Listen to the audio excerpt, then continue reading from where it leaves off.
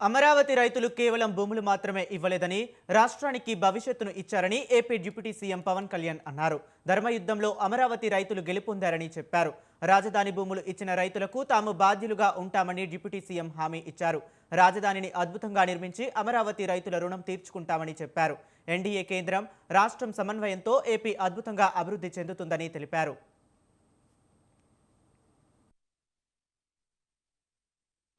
భూమిని మాత్రమే ఇవ్వలేదు, రాష్ట్ర భవిష్యత్తును నిర్మించే ఆశలను విశ్వాసాన్ని ఇచ్చారు.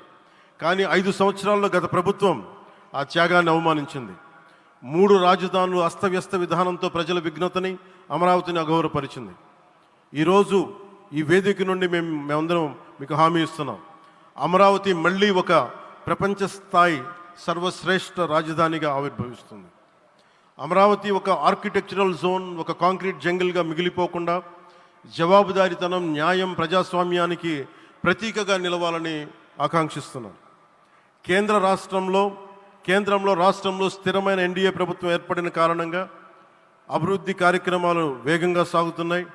మేనిఫెస్టోలో ఇచ్చిన హామీలన్నీ దశల వారీగా బాధ్యతాయుతంగా అమలు చేస్తున్నాం.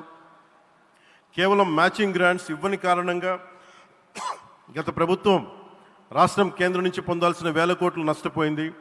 కానీ ఈ ప్రభుత్వం కోఆపరేటివ్ ఫెడరలిజం స్ఫూర్తితోటి పరస్పర సహకారంతో పనిచేస్తున్నాం. రాష్ట్రంలో రహదారులు, రైల్వే పారిశ్రామిక రక్షణకు సంబంధించి ఈ రోజున మన అమరావతి కాకుండా రాష్ట్రంలో రహదారులు, రైల్వే పారిశ్రామిక రక్షణకు సంబంధించి ఈ రోజున 1,07,00,00,000 కోట్ల విలువైన అభివృద్ధి పనులకి ప్రధాని గారు శంకుస్థాపనలు, ప్రారంభోత్సవాలు చేస్తున్నారు. రాయలసీమలో గుంతకల్ రైల్వే, గోరంట్ల హైవే లాంటి వివిధ కార్యక్రమాలకు, ఉత్తరాంధ్రలో పిఎం ఏక్తా మాల్ లాంటి వివిధ పనులకు ఈరోజు శంకుస్థాపన, ప్రారంభోత్సవం చేస్తున్న ప్రధానమంత్రి గారికి నా హృదయపూర్వక కృతజ్ఞతలు. నేను అవనిగడ్డ ఎన్నికల ప్రచారంలో హామీ ఇచ్చిన దానికి అనుగుణంగా మనందరి ఆశలు మనకి ఆశించిన విధంగా నాగాయలంకలో మిస్సైల్ టెస్ట్ రేంజ్కి ప్రధానమంత్రి గారు ఈ రోజున శంకుస్థాపన జరగడం నాకు చాలా సంతోషంగా ఉంది. Now with Honorable Prime Minister Sri Modi ji and Honorable CM Sri Chandrababu Naidu garu, and together again Amravati will surely become a world-class capital, a 360-degree growth engine for all of Andhra Pradesh.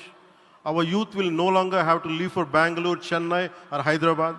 Soon Andhra Pradesh will create jobs for our people and attract talent from across the nation and the world. దీనికి అమరావతికి ప్రత్యేకించి ఒక వ్యక్తిని మనం స్మరించుకోవాలి.